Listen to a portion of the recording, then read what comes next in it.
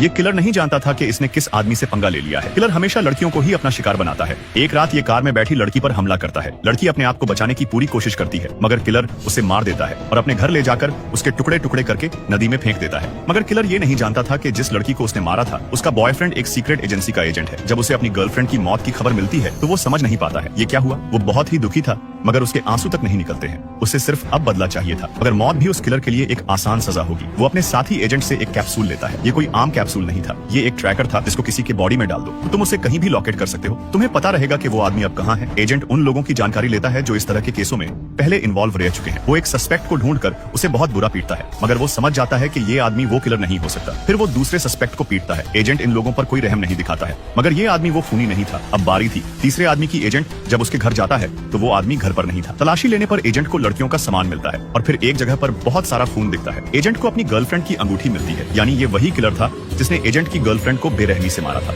दूसरी तरफ किलर अपने दूसरे शिकार पर निकल चुका था। वो एक स्कूल की बच्ची को मारने वाला था। तभी उसको पीछे से किसी की आवाज आती है और जब वो जाकर देखता है तो वहाँ पर एजेंट खड़ा था। किलर उसे पुलिस वाला समझता है, मगर वो ये देख के हैरान था कि पुलिस ने उसे इतनी जल्दी कैसे ढूंढ लिया। किलर उसे अकेला समझकर उस पर हमला कर देता है, मगर एजेंट उसे बहुत ही बुरी तरह पीटता। वो अपना पूरा गुस्सा निकाल रहा था। फिर किलर के मुंह पर पन्नी डालकर उसकी सांस घोंटकर मारने वाला था, मगर मौत एक आसान सजा थी। वो उसका सर पत्थर पर भी पटकता है, मगर जान से नहीं मारता, बल्कि उसके मुंह में वो ट्रैकर वाला कैप्सूल डाल देता है। किलर को होश आता है तो वो देखता है कि उसके पास एक पैसों से भरा लिफाफा था। किलर सोचता है ये आदमी पूरा साइको है, ये मारता भी है और पट्टी के लिए पैसा भी देता है। किलर सड़क पर जाकर लोगों से लिफ्ट मांगता है और जो एक कार उसे लिफ्ट देती है उसमें भी कुछ क्रिमिनल बैठे थे जो एक आदमी की लाश को ठिकाने लगाने ले जा रहे थे। वो लोग किलर पर हमला करके मारने वाले थे, मगर किलर उन सबको मार देता है और जब डिग्गी को खोलकर देखता है तो उसमें लाश थी। किलर को नहीं पता था कि एजेंट अभी भी उसका पीछा एक गाड़ी से कर रहा था। वो उस ट्रैकर की मदद से जो उसने किलर के अंदर डाला था। किलर हॉस्पिटल जाता है पट्टी कराने तो उसकी गंदी नजर वहाँ की नर्स पर पड़ जाती है और वो उस नर्स को धमकाने लगता है। नर्स उससे कहती है कि वो उसे जाने दे, मगर किलर एक दरिंदा था। तभी वहाँ पर एजेंट आ जाता है। वो उसके सर पर मारता है और उसे बहुत बुरी तरह पीटता है। जब किलर मरने ही वाला होता है तो एजेंट उसे छोड़ देता है